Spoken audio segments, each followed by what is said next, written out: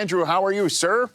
I'm doing very well, thanks. How are you, Rich? I'm doing great. Better for having you on this program. Is it still getting used to see out there's Andre Johnson, Mr. Houston Texan, at your disposal with the horseshoe on the side of the helmet? Yeah, it's funky. It's a little funky in the NFL. I think when it's a bit of a migrant league, guys going from one team to the other. But man, I'm happy to have him. Happy that Frank Gore's a Colt, Todd Harriman's is a Colt. So a bunch of good guys. Yeah, got a lot of new guys who are in this mix right now. So how is this offense going to look? Any different from the last few years, Andrew, at all? I think personnel obviously dictates certain things, and every year your offense is gonna have somewhat of a different vibe. I think we'll get as many good players on the field as we can, and whatever will give us the best chance of winning. I think Coach Pep's done a great job of that. And we'll see how it all looks. Don't want to give away too many secrets before the opener. Oh, I understand, Andrew. You keep that close to the vest, but it's my job, to pull the vest back a little bit, if I may, Andrew. You know that. You know that. You know the way this drill works. In terms of your development, I understand you're a quarterback who is constantly working on things, looking at film, taking notes copiously, and then returning to your notebook. What is the thing that you think can be improved upon in your game the most entering this season from the previous years, Andrew? Yeah, two things: red zone and third down play. We were middle of the league in both categories, and to be a great offense, I think you need to play great situational football. So, and it's tough. It's tough on red zone. In the red zone, it's tough on third down to convert. But we need to be up there in the top five in both categories if we want to be a great team. And obviously helping on third and short would be somebody like Frank Gore or having somebody like Andre Johnson at your disposal. Are you aware Frank Gore called you a football god last week, Andrew? I think that may have been taken out of context, but it's kind to him. Are you sure I think that was directly in context, Andrew. Maybe. I don't know. I don't know. You have no comment on whether you're a deity of the pigskin? I know I'm not a deity of the pigskin. But I mean, when you take a look at your situation and how you came into the league and how you've already taken it on your shoulders and what you can do for this team, is there anything from the outside world that filters into your head that you hear what's being said about you, Andrew? No, I think I learned this from my dad, who played quarterback in the NFL.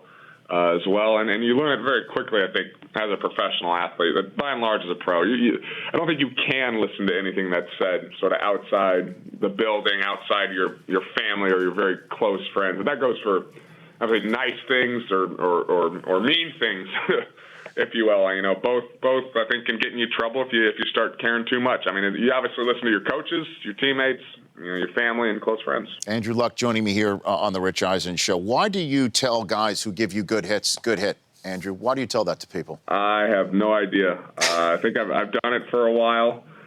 I think since middle school, high school, and it's sort of like a Pavlovian reaction, if you will. Not many quarterbacks know about Pavlov, Andrew. That's next level right there. No, that was a Hasselbeckism. Is that right? Does Hasselbeck really know who Pavlov is, Andrew? Yes, he does. And Pavlov's dog. Well, I mean, I know he probably knows a Pavlov. Okay, I just didn't. I think I know Hasselbeck's a BC guy, but he is, I guess, the bedrock beneath your success, Andrew. Would that be an appropriate way to describe Matthew Hasselbeck? Better than I could have said. I had him on the other day, Andrew, and he said something along the lines of your flip phone is still in existence and that you got a new one. Is that a true story, Andrew? It is. I have a bunch of backup flip phones just in case mine go out. So I think I'm on fourth or fifth iteration of this version. Where does anybody get a new flip phone? Do you have to? You'd be surprised. Amazon.com carries a lot of things. No kidding. So you go online for your new flip phone. And does that mean, let's say I wanted to email you, Andrew Luck. Does that mean you have to go, you don't get your email until you show up at a computer, a hardline computer, to get your email? It does. I also have an iPad that I carry with me. Okay. All right, so you've got a 21st century situation going on. I do. I'm not a Luddite. I just enjoy my flip phone. Oh my gosh, the Luddite drop. I'm really enjoying this conversation, Andrew, because there's not many people. Let's put it this way. This is perhaps why you are the face of the Sunday Ticket campaign involving college students, Andrew. Perhaps that's why, because you've got that sort of background to handle this. Perhaps. Yes? That could be why. Would you? So tell me about the NFL Sunday Ticket.tvu campaign that's going on right now. Yeah, so every student at a four-year university has an incredibly affordable price, too, of $24.99 a month for 4 months at NFLSundayTicket.tvu or NFLSundayTicket.tv/student. And it's like having, NFL Sunday Ticket, but you don't need the satellite for it, basically. You can watch every out-of-market NFL game live. I sort of wish I had this opportunity when I was still in school. Yeah, when you were in Stanford. Back in the day. Absolutely. So what should I expect from Jim Harbaugh taking over the University of Michigan, my alma mater, Andrew? Give me a level of expectation. He is a fiery, competitive coach. I know I learned a bunch under him. I think his teams always play incredibly hard, incredibly disciplined. Beyond that, I have no idea about personnel or anything, so Sure. I can't give you anything else. What was it like being recruited by him? Yeah, it was awesome. You could tell there was an edge to him, a competitive edge, and that you weren't quite sure what was going to happen next. And as a kid who wanted to go to a school and compete with the big boys, you felt like it was going to happen. Couple more NFL issues before I let you go. Reggie Wayne is now wearing a Patriot uniform, and I think you've seen the local coverage where they wondered if he's a Patriot or a traitor. Do you think that's fair, Andrew? There's a lot of things said and written about a lot of people, but Reggie will always be one of the great Colts in my mind and a great, great teammate. And, you can't control what people write, but, and it really doesn't matter what's fair or not fair, I think, necessarily as a player. But I know Reg is no traitor to me at all. Well, I mean, seeing him in a Patriot uniform, what's stranger, him in a Patriot uniform or Andre Johnson in a Colt uniform? Yeah, there you go.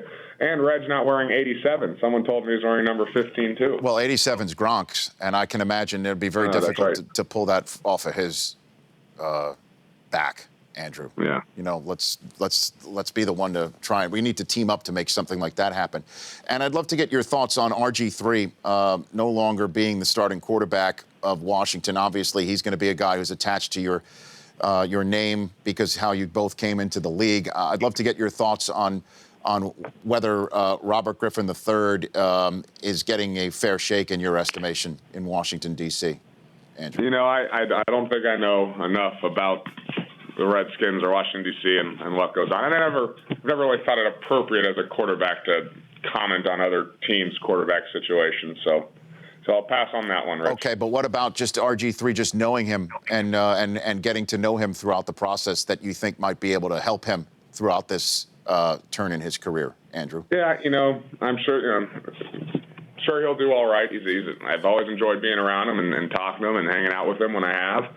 Enjoyed getting to know him, and I'm sure things will work out all right. Okay, Andrew, I'm coming out there to MC your kickoff luncheon in tomorrow. You know that, right? Did not know that. Oh yeah. So I'm coming, and I'm gonna get you out on time.